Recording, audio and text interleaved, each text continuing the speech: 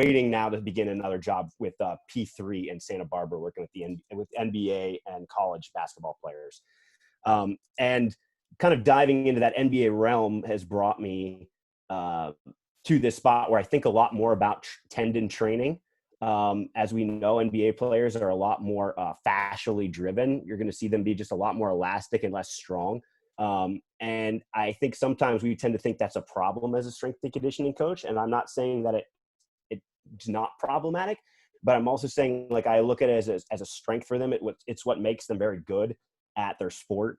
And I just need to be aware there could be deficiencies on the health side of things because of the way they are driven. And so there might need to be some interventions that either have to do with strength or training for tendon health. So that's kind of where I'm at, like, in terms of thinking about this right now. A lot of this information is going to be from Dr. Keith Barr. He's probably one of the leading experts on tendon health and performance right now. He also has a lot of nutritional-based studies and the impact of gelatin and collagen supplements on tendon. So if anyone is interested in any of that material, I'd be happy to direct you in the right direction. Dr. Barr is awesome. He also has done numerous podcasts with Joel Smith and others. And then I'm also getting a lot of information from Jake Tura, who has adopted a lot of Dr. Barr's work in the practical setting at Youngstown State in Ohio. And I think a lot of this boils down to a concept that we're all probably pretty familiar with, since we're, in Connor's Coaches Club, and some of us I know have talked a lot to Sean as well, talking about performance versus health, and that continues we're on. As we increase performance capability in an individual, that individual is also going to increase the risk of injury. So a lot of the performance gains that we see will usually come at the expense of health, and a lot of health gains that we see will come at the expense of performance, and we might be leaving some potential for performance on the table. I think an important thing to look at is there's a great study by Jill Cook, which uses this graph you see here on the left. And it just essentially just takes you through a continuum of tendinopathy. And you see here in the middle, we have a normal tendon. And we're all about trying to get adaptations into performance that will make the tendon stiffer. And we'll get a little more into that later, but I'm trying to improve performance. I have a normal tendon. I'm going to load it. If I load it with an optimized load, as you see here with my cursor, you're getting adaptation. You will strengthen the tendon, and you will continue to have a normal, healthy tendon that's probably a little bit stiffer and more ideally adapt for performance. Now, if we decide to load it excessively, which you will see a lot of times, like let's just take an NBA athlete in an 82-game season, you're going to have excessive load and wear and tear on a tendon. You're going to probably end up in a realm where you see some reactive tendinopathy. And if you continue to go down that rabbit hole, you'll see tendon disrepair. So that's a prime example of improving performance capability or utilizing performance capabilities, and then seeing a decrease in health of that particular structure that we're stressing. And I think the job for strength coaches, particularly when we look on the performance side of things, when we're in season with athletes that are experiencing these things with these loads, we need to find ways in the weight room to modify the loads and inject some tendon health related strategies into their programming so that we can get the tendon as close to normal as possible through the rigors of a season. One other consideration to make on this is if we stress shield this tendon, so if you look at the top here, we stress shield this tendon and we don't subject it to a proper load. So we maybe go through a period of detraining in the off season and then jump right back into things with excessive loading. You'll look here, we go right into reactive tendinopathy because we began with a tendon that wasn't ready for the demands that are going on in the sport. So that's another consideration for us as strength coaches. We want to make sure that we're bridging the gap in periods of inactivity to ensure that when they do return to their sport, we don't quickly go down this path of reactive tendinopathy. All right, so now let's just dig into it. I just wanted to kind of give you those ideas there with health and performance. I'll also add Zach Couples does a great job talking about the goals of an athlete and how the goal number one of the athlete is to be the best at their sport. And goal number two is to be the best at their sport for as long as possible. Obviously, we can see that first goal is performance-based, and that second goal is longevity of performance or health. So we have to take those two things into account when programming for our athletes. But before we get into the programming considerations, which is what I really wanted, I want to have some solid take-homes for you guys. on some interventions you can make for your athletes who are either going through tendinopathy or need an increase of performance or health. I want you to have some strategies to take away from this. But before that, I just want to make sure we're on the same page and looking at the same tendon properties and function of the tendon to make sure that we're going forward, we kind of know what I'm talking about when I list these interventions for you. Connective tissue. Tendon is a connective tissue made up of cells and extracellular matrix. It's actually 95% of the tissue is extracellular matrix.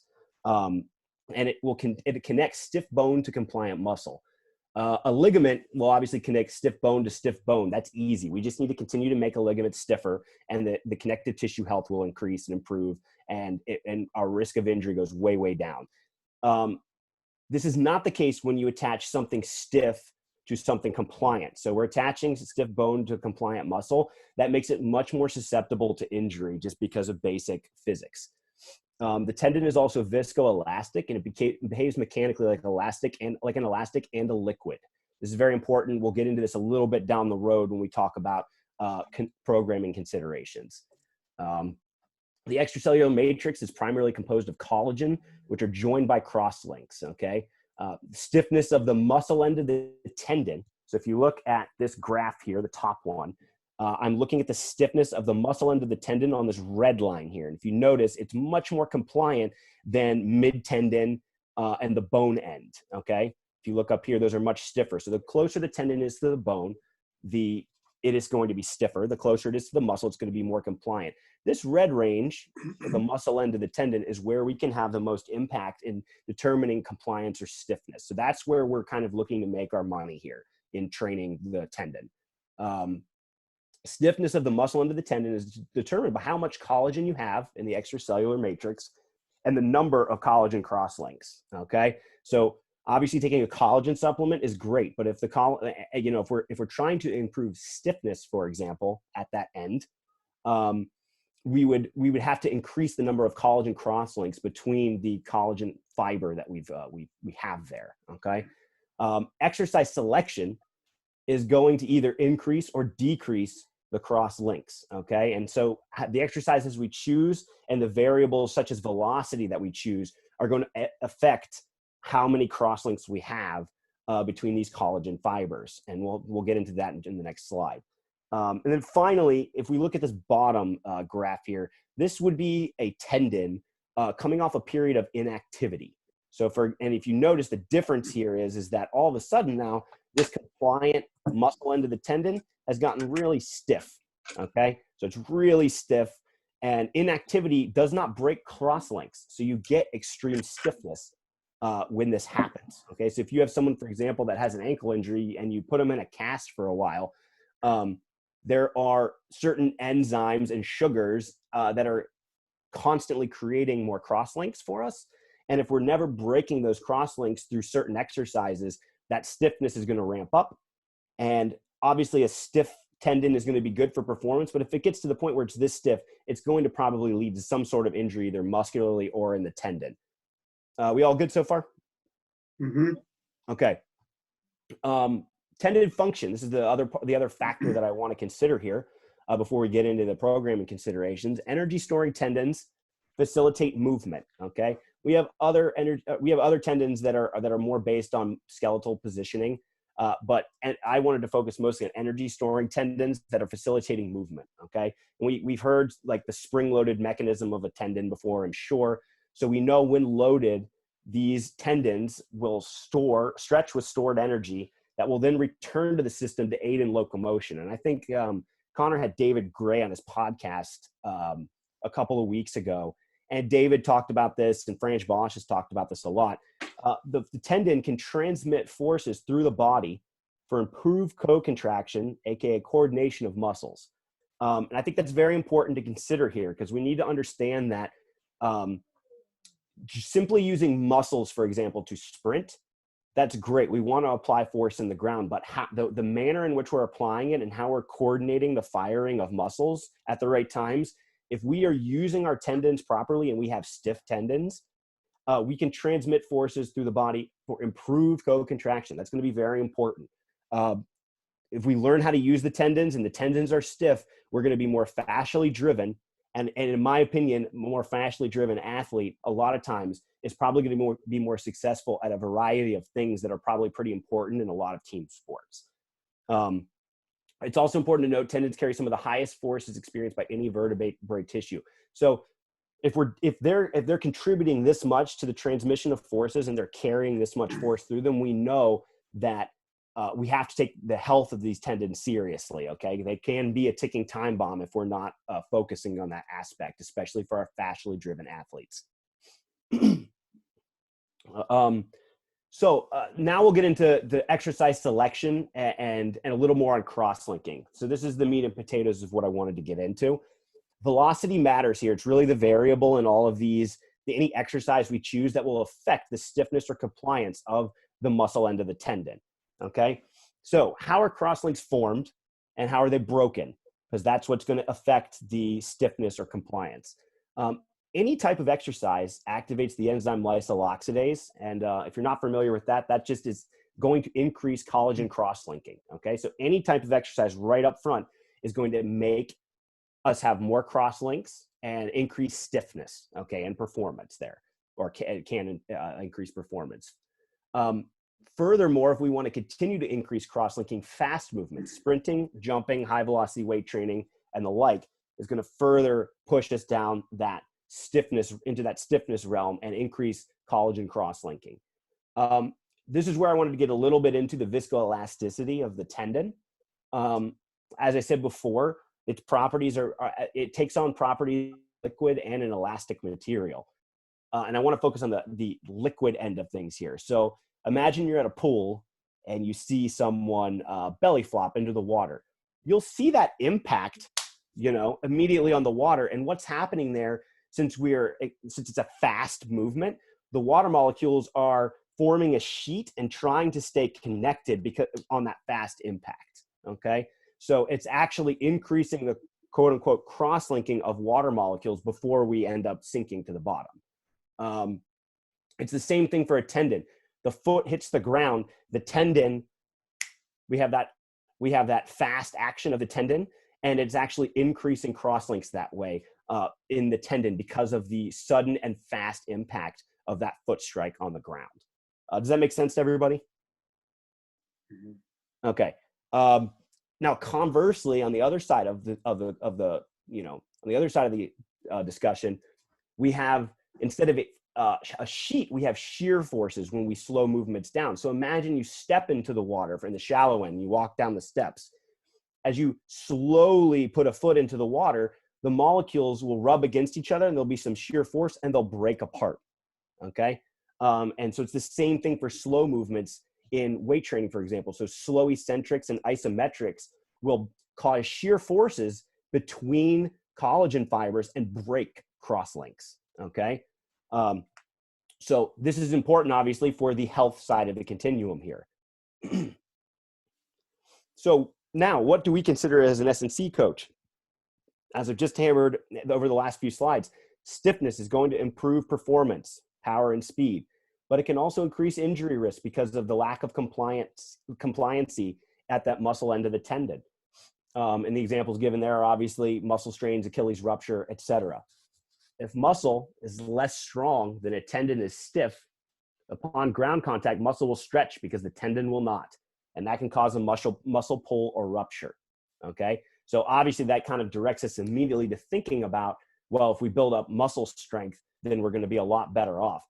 That could be, however, if your tendon is really stiff and you're one of those elastic creatures that can go out there and throw down, windmill dunks and kiss the rim and whatnot, then that tendon, that stiffness of the tendon is so stiff that you also might get a Achilles injury or something like that, or some sort of tendinopathy like we talked about. So there's two sides to this. We need to consider muscle strength and tendon stiffness. And if we can kill two birds with one stone by breaking some cross links and therefore letting the muscle do a little more of the work in a sprint, for example, and then we're also reducing a little bit of the tendon stiffness, we might actually end up eliminating muscle pulls or tendon issues combined rather than just using weightlifting as our intervention.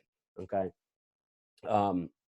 So just, basically all I'm trying to say there is just look at muscles, look at tendons, realize they're separate. We have to train them a little different.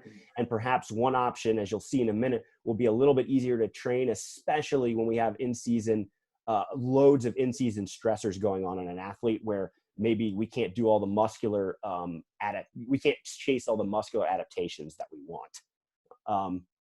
And then, as I said, for stiffness of performance games, we need to increase cross-linking. So we need to train fast. Excuse me. We need to train fast. And then for compliance and health gains, we need to decrease our cross-linking.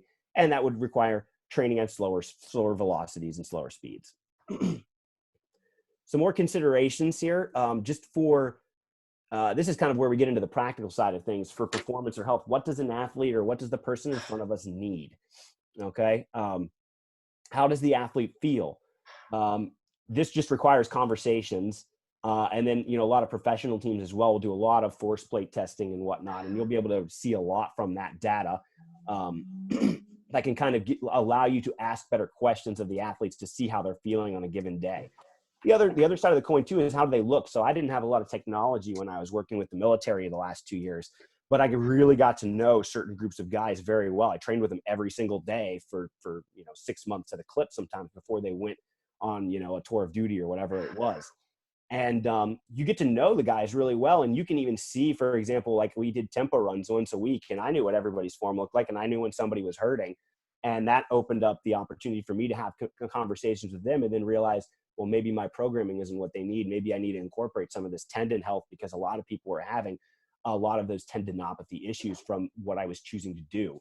And I think that's the beauty of this is I kind of was able to have such good conversations that I was able to make amazing program interventions in the middle of a program that if I didn't have the conversations with them about, I wouldn't have been able to do. I would have just kind of kept doing what I was doing. The second question we can consider here is what is the makeup of an athlete? So again, are they fascially driven?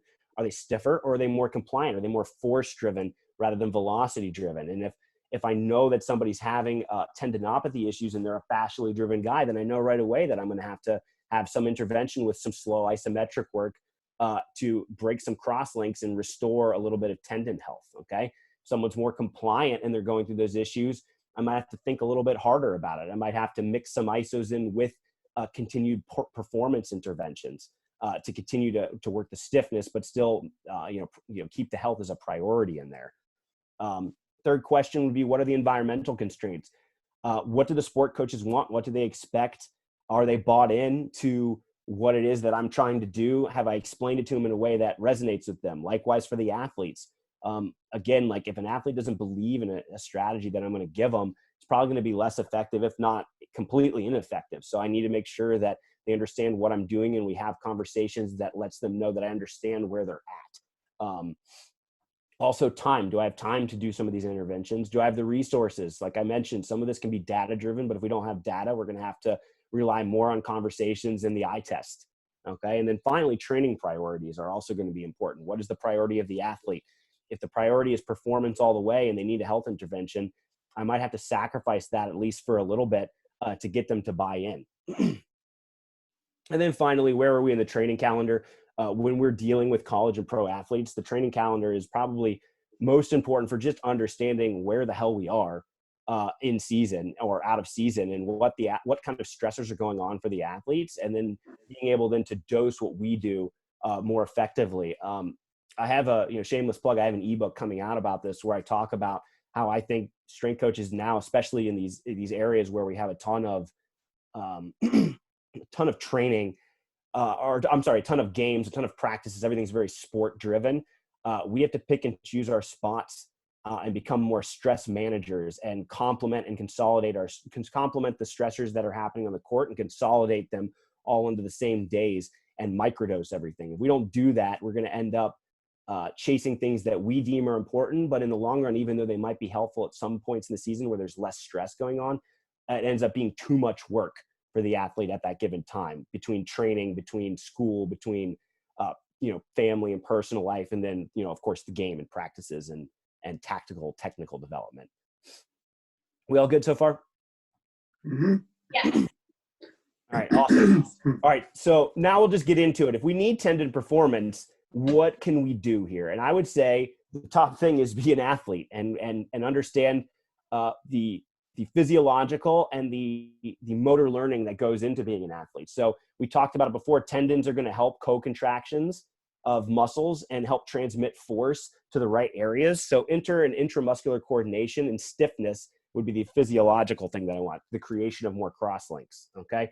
So those are the two things that I'm after if I'm chasing tendon performance in a training setting. Okay. I have a couple of examples here that I wanted to show you. These focus primarily on the Achilles, which is kind of, again, remember, obviously we have, our patellar tendons, we have tendons that, at the hip and hip, knee, and ankle that all matter for this.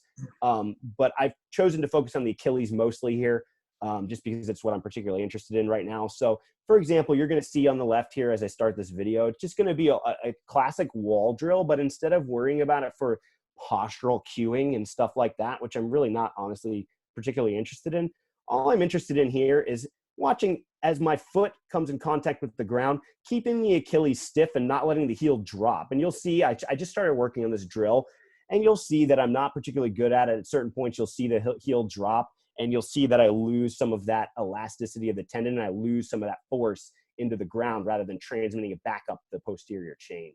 Okay, so we'll just play this one here so you can see it. I'm training fast here, obviously, for performance.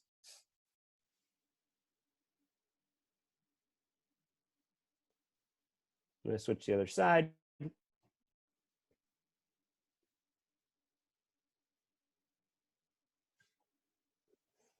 So if you notice that left one, as it comes back down, it's a little junky there, It kind of, I lose it in the ground a little bit. So it's something, obviously, then I would know I need to work on. I'm a little compliant on that side, so I need to train that side stiffness a little better, especially coming back down into the ground there. Did you guys happen to notice that there? Yeah. Okay. Okay. That again. Yeah.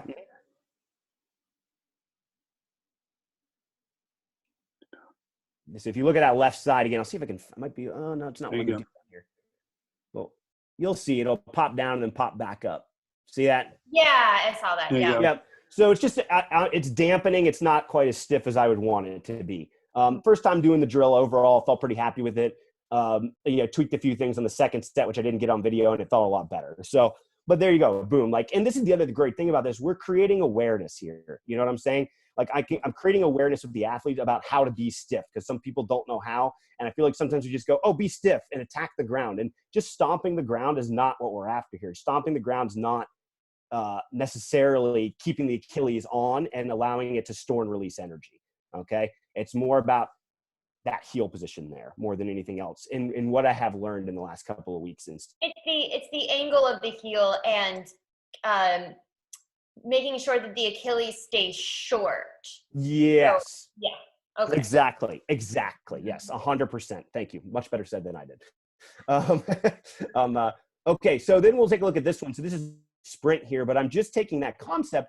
And again, I apologize. You're not going to, it's a little blurry down there, but if you look at my left leg, which is going to be down here, you're going to notice that I'm going to immediately upon initiating this, and I'll play it a few times, I'm going to drop down with my body weight and try to keep the front heel dropping down. So it's going to load the heel even more and allow me to work on that stretch shortening cycle there. Okay, so we'll play this one. You guys can take a look.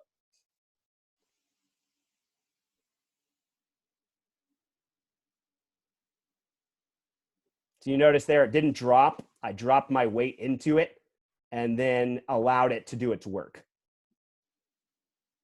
So I'm going to drop my weight. The shin is going to drop. The heel is going to come up. Uh-oh, froze. Try that again.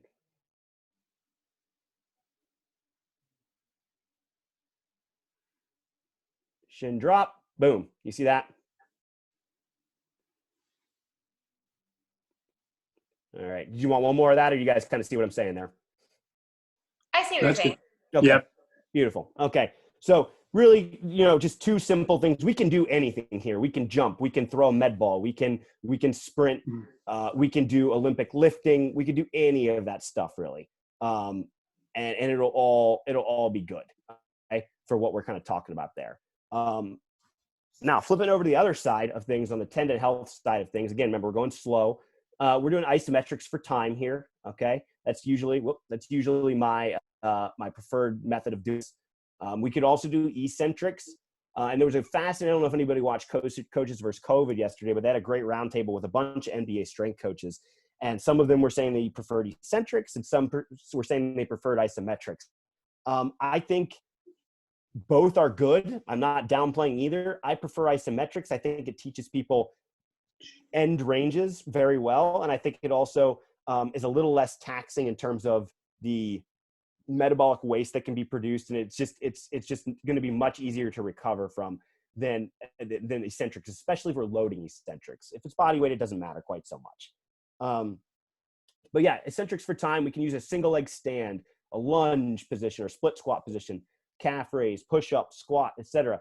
Anything really where there are going to be tendons. So ankle, knee, hip, or shoulder. Okay. You know, and for me, honestly, like I'm mostly considering the lower body here. I don't really concern myself too much with these push up ISO holds, but for somebody that might be more force driven up there or needs their upper body for specific things, then yes, that's definitely a consideration.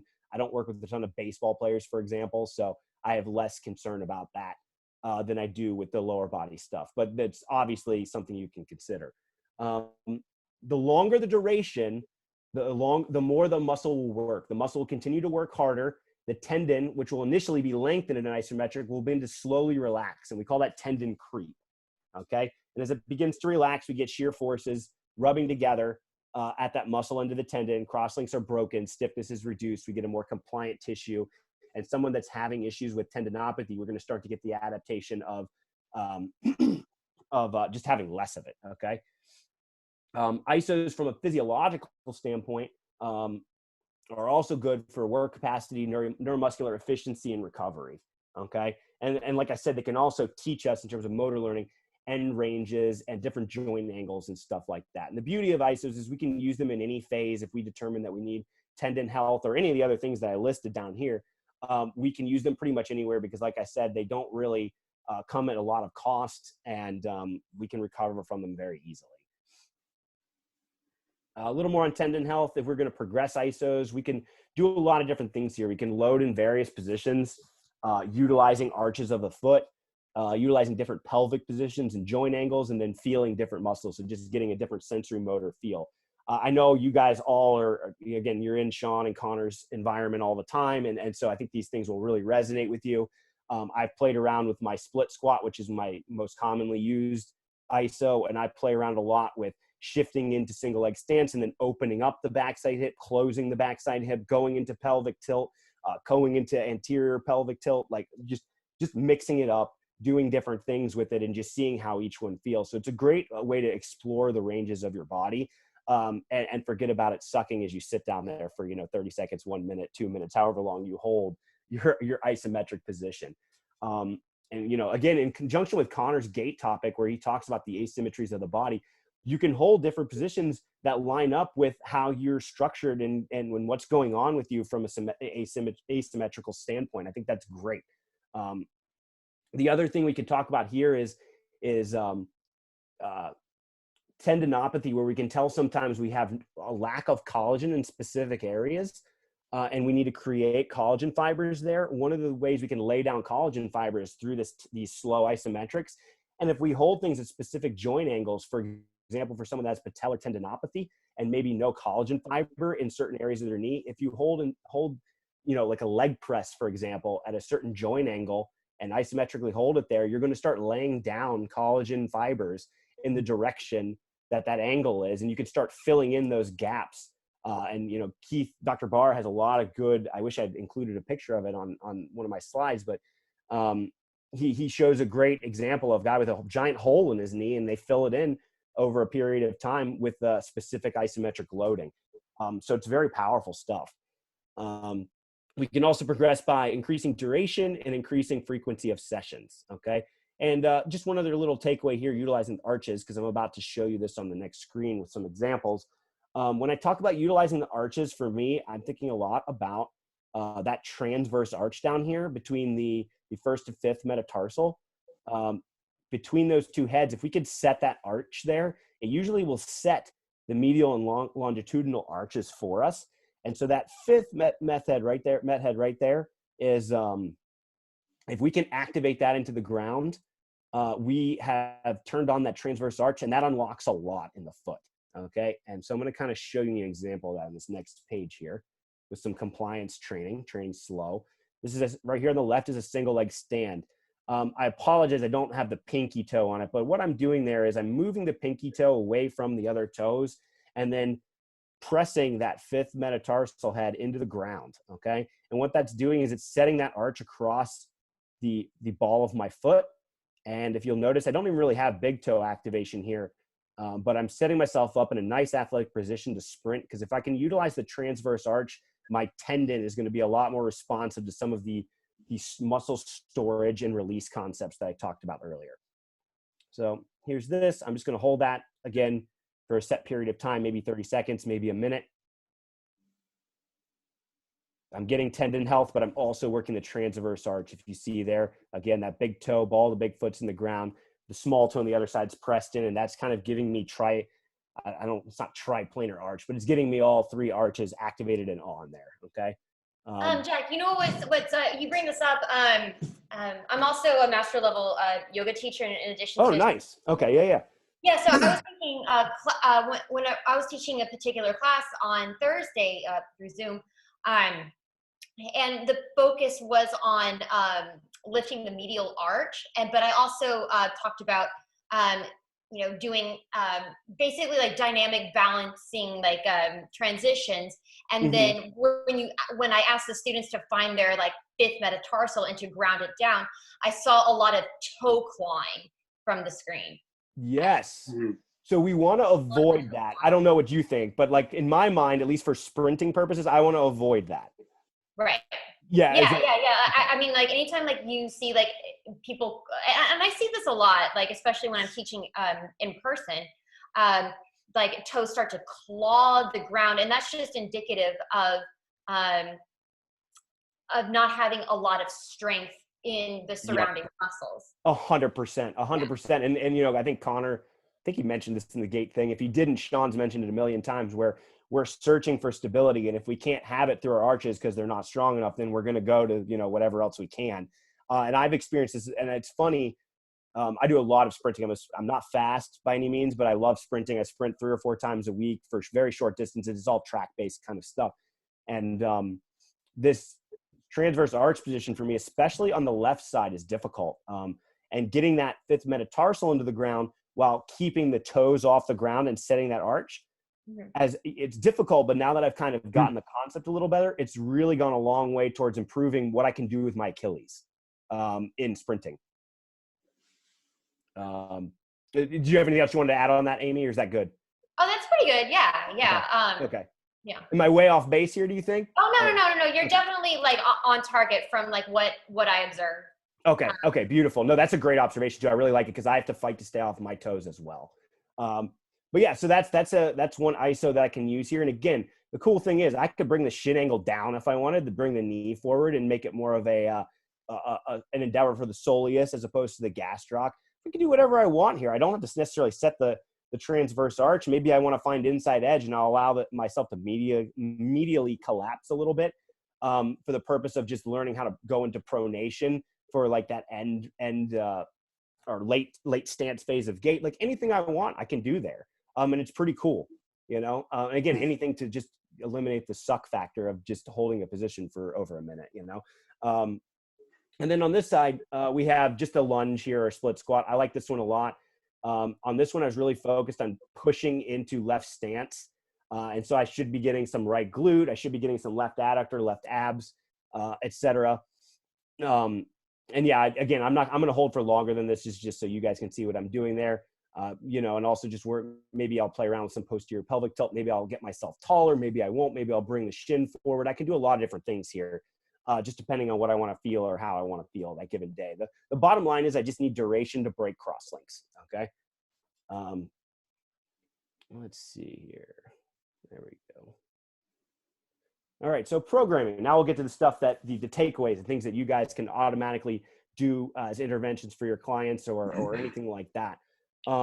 Connective tissues adapt best with short periods of activity, 5 to 10 minutes, guys, followed by long periods of rest, up to 6 hours.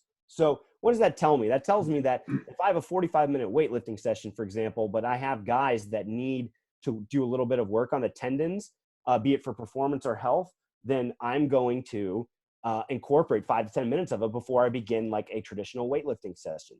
Okay. And that can even be incorporated into the warm up or anything like that.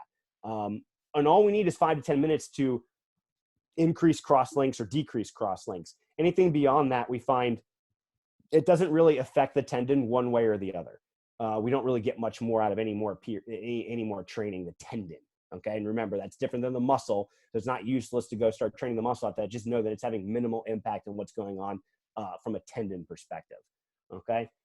Tendon training can be done in a separate session from performance training or even left for off days. Okay. So for me personally, I do them every day, the tendon health stuff every day, because I'm not necessarily a stiff person from a tendon standpoint. However, I've been training so much sprinting over the last 2 or 3 months. I've noticed my tendons will get a little cranky. And so I will just throw in some of this. I don't go overkill on it because I really don't want to add on to the muscle driven nature that is me, because I want to be stiffer and I want to be better at some of the stuff that is going to make me better at sprinting, but I'm still going to mix it in so I don't get hurt. Okay. So I'm doing it. I'll do a separate, or I'll do it on my off days. And then I'll also do it sometimes in a separate session for my performance training. Okay. So I might do it in the morning with some breathing resets and then go out and sprint later on in the day separately from that session. Okay. The other thing I've been playing around with too, and I know Jake Tura at Youngstown is also playing around with this. He's talked about doing some basic ones like a single leg stand. That's not really going to tax me at all, but it's just going to kind of maybe if my tendons feel cranky before sprinting, it might calm them down a little bit.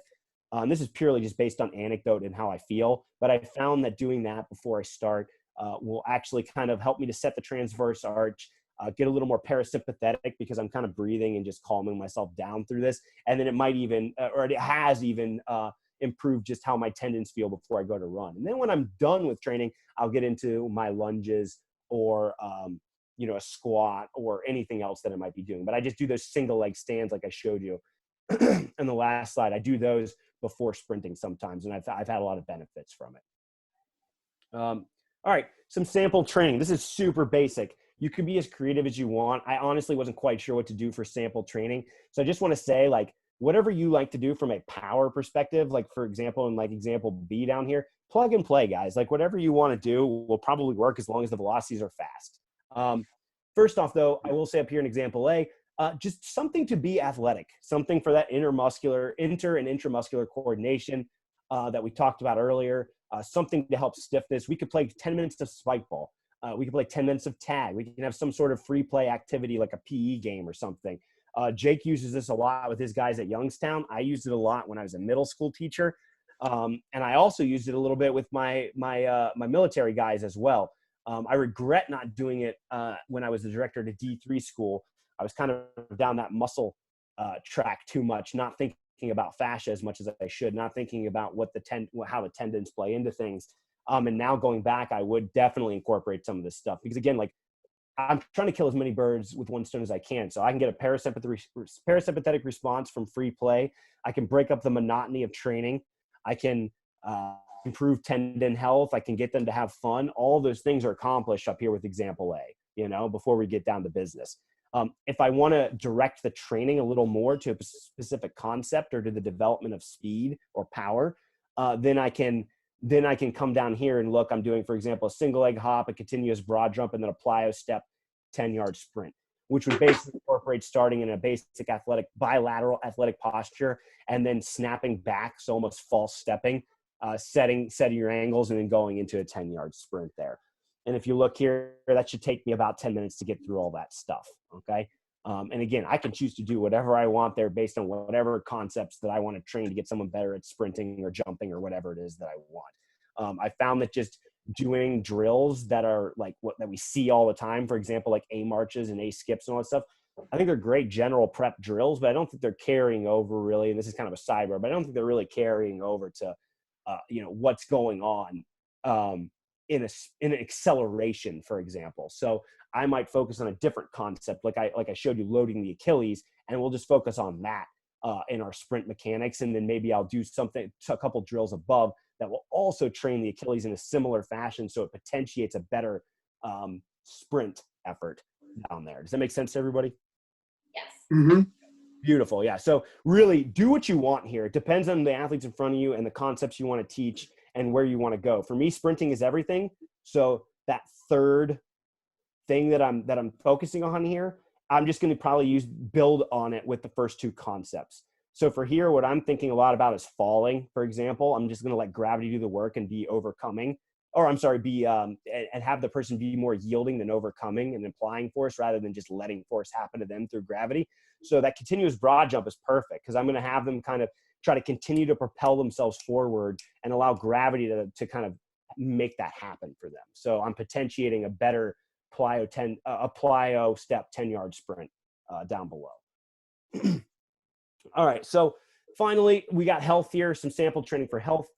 This is really basic stuff. Okay. And we can mix this in with the performance. So we have somebody that needs to continue to train stiffness, but they are having like some tendinopathy or tendon health issues. We can mix the isometrics in with the fast training at the beginning. We could totally do that. If somebody like an NBA player, for example, is going down that path of tendinopathy and they're already very fascially driven, this might be the only intervention I use for them. Because again, when they go out to practice later that day, they're going to get plenty of that kind of work. When they go out to play a game, they're going to get plenty of that work. They're getting so much of it on such a large scale, I probably don't need to worry about it too much for them a lot of times, unless, again, we're trying to teach a concept that's going to help them use what they have to their advantage better. Okay, so here we have a soleus calf raise. So that's going to be with the shin angle coming forward, the knee coming forward, okay? Or a gastroc calf raise, that'll be with an extended knee rather than a flexed knee. So we can just hit it at different angles. And then we can lunge left, lunge right, boom, we're good to go. And again, we can plug and play anything here. We can do a wall squat. We can do, what else could we do? We could do, just a split squat, or I'm sorry, a lateral lunge hold. We can hold a lot of different areas. And if you notice too, a lot of these are all yielding isos. We could use an overcoming strategy and push up against an external load if we wanted. For me personally, again, depends on the sport, but if I have someone that's very good at yielding, I might not do too much with it, or someone that's very fluidly athletic, I should say. I might not do too much overcoming to make these things happen. Again, David mentioned it in Connor's podcast. If we're requiring someone to create tension through just an external load when they get out on the floor, for example, in basketball, there is no external load to exert themselves against, and that can be a problem. So again, it really depends on the athlete in front of you and what they're good at, what they're bad at, what they need more of. But like an overcoming strategy, it wouldn't always be my first choice just based on that, but it is a choice that you could make. You guys understand what I'm saying with that too, where we could have an isometric mid-thigh pull where I pull a bar into a rack, into something fixed on a rack. So some pins, nothing moves, and I'm pulling against it rather than yielding to gravity. Yeah. So pretty basic concept. Just want to make sure, since I didn't give you any visuals, what you guys understand what I'm talking about there. Again, like I said, if we want to progress it, we can increase time by 10 seconds per session or increase the total number of sets. We can also do a single set for as long as possible. These are extreme isos. Dr. Tommy John uses these a lot. Joel Smith has talked about them. I played around with them this week, actually, as I was learning more about them, and worked up to a split squat on each leg for 2.5 minutes unbroken on each leg. It sucks horribly. It's not fun, but you can go up to 5 minutes on these. Some people are saying per leg, and it's pretty. It looks like it gets pretty gnarly from what I've seen. But again, remember, if we're chasing crosslink, breaking crosslinks, it's a great way to just get it in, get it out, get it done, and move on. And again, it might be horrible in the moment, and then right after you're done, but you recover within 3 to 5 minutes and you're fine. And it doesn't have any effect on training days in the future or performance on the floor or anything like that. And then, as I said before, overcoming isos can be used as well. I'd be happy to send you guys these slides. That's all I have on this. I'd be happy to send you guys these slides. I have some references here that are linked. So when I send it to you, if you have interest in this stuff, you can, continue down this rabbit hole and utilize some of them. again, thanks to all the people that kind of helped me with this, put these thoughts together. And thanks to Connor for allowing me to come on and talk about them and share them with you guys. So thank you. Yeah. Thank you so much. Yeah, I'd love to have access to the PowerPoint. Yeah, for sure. Yes, thank you. You're more than welcome to have those if you want them. And then Connor, I think you're recording this, right? So, obviously if you want to go back and hear anything or anything like that, that'll probably be available to you as well. Yeah. What questions do you guys have though? Any questions at all? Hopefully that was like straightforward and. Wait, can you guys hear me? Yeah. Okay. Jack, I wouldn't expect you to know anything about this because it's like I literally just was thinking about what David Gray was saying because we referred to what he was saying a lot, and he talks a lot about reflexes in the sense that like the spinal reflexes. When David rehabs someone, he talks a lot about the reflexes that happen that are unconscious processes that need to be retrained for proper function, and that has to do with the tendons obviously as well. So do you know anything about how this relates to just like a given, I don't know the specific names of the reflexes, I'm digging into it now, but do you know how you would incorporate that in like I guess like let's say someone had a foot problem and then you would give them that reflex training to help train those proper co-contractions upon striking of the ground? Like, would this same stuff apply, you think, or would it be a little bit of a different approach? So I'm gonna preface this by saying like I'm not quite sure what I'm talking about when I'm going to talk about what I'm talking about right here. So I don't know if it. Yeah, I don't know either. I don't know if this jives, and if anybody knows, feel free to butt in. But Adarian Barr did. So I'm heavily influenced by him. For those who don't know him, he's a sprint coach. Really interesting concepts. I don't know if I agree with all of them, but many of them have really got me to think outside of what I'm comfortable thinking about usually. And he had a webinar on the Achilles last Wednesday, and it was awesome. Really? And he talked about, I'm trying to see if I can link this up to what you're talking about. If I might just be reiterating what I'm saying in the, what I just said in the presentation. Well, that's the thing. You might be right. Like this stuff might just be the same thing as what Gray is referring to. Although I don't know. Two things that are coming to me from this. One is Darian talking about the Achilles, and what we want to see is if we see that dampening effect on ground contact, we know right away we're losing some of the ability of the Achilles to transmit forces up the chain. And David, I'll get a little more in depth to it in it now because I can stumble through it because it's not a presentation. David talked about how on your show, on your podcast, the force need to be transmitted up to the glute, right? Ultimately to get to the glute. Mm-hmm. And if I push in a way that dampens it, and I'm using just muscles and I'm not using the Achilles, like we just showed, that heel drops and then I just have to push my way out of that stride. What's going to happen is I'm going to probably push too long.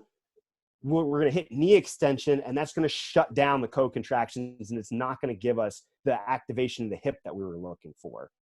I could be wrong with that, but that's how I'm seeing this play out and what I'm hearing people say and what I'm feeling when I'm sprinting, for example. If I hit the ground, if I have to spend less time on the ground, it transmits the force through. I don't fully extend the knee, and my subsequent steps are just much more, timing is better, which is part of the deal here, timing, beyond muscle actions, everything, just basic timing. And then I would say muscle actions, co-contractions of muscles, the quad. What does he talk about in your podcast? The quad, the hamstring, and I forget. Yeah, I think it was the calf. If all of those are working right, and we delay knee extension, and those things are working because of the energy being pumped up from the Achilles, then we're getting to the glute, which is where we want to go. Is this making sense to everybody? Yeah, I believe so. Mm-hmm. Yeah. So I'm taking two things there, because with Darian, he keeps talking about like you can watch a sprinter, and I was looking for some good examples. I didn't quite find anything, but maybe I'll message you guys on this. But if you watch a sprinter find on the blocks as they come, if you watch the Achilles, it starts thick, and then as you begin to pronate right off that back leg, for example, before it's removed and begins to swing, you watch the Achilles go from thick to thin, and that's showing you that the Achilles is doing its work. And if you don't see that, that means that you're not using the Achilles as a lever, you're not using your transverse arch, and you're staying, what does he say? You're using the ankle as a fulcrum instead of the Achilles, and the transverse arch, and therefore the Achilles, because the transverse arch is unlocking the Achilles. Yeah. Okay. Yes, and so then we end up with this whole, we're not co-contracting muscles, we're just pushing and applying force, meathead strength coach style, like hammer the ground, all that bullshit. So, was that helpful, or was that like way off base from what you were asking? Yes. No, that answers my question for sure. Okay. Anyone else? Okay, so how does this apply to a 68, 70-year-old hip replacement, knee replacement, cardiovascular issues? Get their ass on the track and have them sprint. So, man, I gotta tell you, I've injured people doing a freaking the senior fitness test, 30-second sit to stand. So this is very interesting. Two things I didn't include in this that I found very interesting, but I didn't include it because it was already long enough. One, as you get older, two things. As you get older, as you get older, there are two different types of collagen crosslinks. Okay. One, I'm going to do a bad job explaining this because this is the other reason I didn't put it in. One is these, let's call them performance crosslinks. Okay. And then there are others that are going to be formed from, for lack of a better term, let's say waste products involving glucose. Okay. I'm butchering this. It's way more technical than that. But as we age, we start to have more of these sugars that are going to cause these crosslinks to form. And these crosslinks are going to cause even more stiffness. And it's not really going to help us with performance, but it is going to increase potential for injury, which is another reason why we get older people with brittle tendons and propensity to get injured and have muscle strains or be less of a performance-based person. So I think that just increases the demand for isometric training for them even more. Okay. Would that really depend on the joint angle and stuff like that? So this is where I don't have access to like the MRI stuff and all these other things to know exactly what angle is hitting what thing. So let's just speak purely anecdotally. Getting someone into a split squat of any kind and holding it for 2 sets of 30 every day it will be beneficial for those shear forces that will break some crosslinks and reduce the stiffness that we have there. That's probably the best I can answer that without talking specifically about joint angles. The other consideration to make is diabetes, because diabetes can put us sometimes into more of a hyperglycemic state, which is again these sugars that are going to cause more of these crosslinks. Okay, so two very interesting considerations there. Finally, one other consideration, which I've talked with Connor about on Twitter before, females compared to males. So the presence of estrogen, increased estrogen levels in females, actually stops. What is it? It does one of two things. It either it's one of the two things. It either halts. I think it halts the production of lysyl oxidase, that enzyme I talked about that starts forming crosslinks upon exercise. I think it cuts that or inhibits the ability of that to do its job and form crosslinks. I believe that's what it does.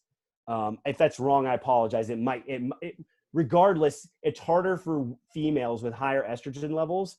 And this can even depend on menstrual cycle, time of that when estrogen levels are either up or down. The higher the estrogen level, the less cross-linking will occur. And that's why we have, for example, in ligaments with females, why they're more prone to ligament damage. One of the reasons, again, there's Q angle and all those other things, but that's one of the reasons they tend to be a little more lax in the ligament.